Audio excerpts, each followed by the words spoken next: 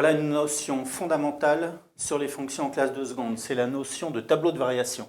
C'est une notion que vous allez conserver jusqu'à la fin du lycée. Donc autant bien la maîtriser tout de suite. Regardez comment ça fonctionne. Ça suppose que vous avez vu les notions de fonctions croissantes et décroissantes, de minimum et de maximum. Je vous renvoie sur les vidéos du site si vous ne les avez pas vues. Pour comprendre tout ceci, vous aurez besoin de ces notions-là. Je vais regarder d'abord les tableaux de variation de la fonction f. L'idée est simplement de mettre les notions de variation, c'est-à-dire de fonctions croissantes et décroissantes, dans un tableau qui va toujours se présenter sous cette forme-là. Dans la ligne du haut, ce sont les valeurs de la variable. Ici, c'est t, parce que j'ai toujours mes courbes de température. Le temps t varie de 0 à 24 heures.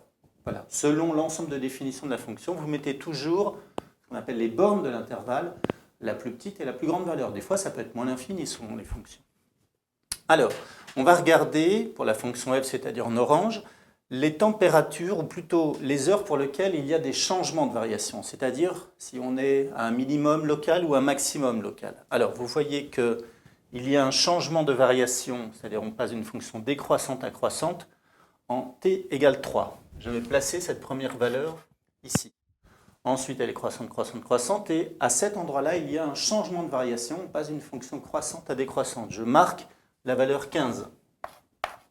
Et enfin, de 15 à 24, la fonction est décroissante. Maintenant, petit système très simple de flèches. Je mets une flèche vers le bas pour montrer que la fonction décroît. De 3 à 15, alors je laisse un peu de place parce qu'ici, je vais écrire un nombre.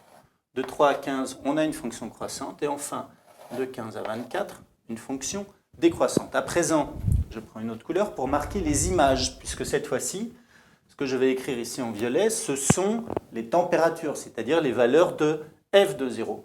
Alors en 0, la température, on le voit, vaut 10 degrés ici.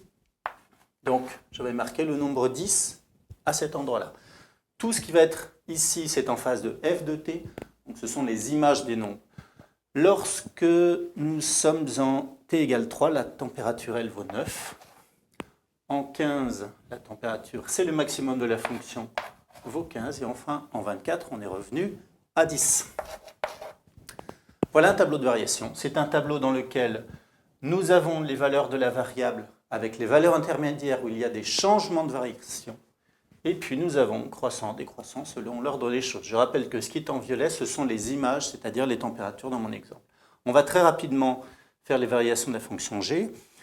Ici, il se passe à nouveau quelque chose pour la fonction g en 3.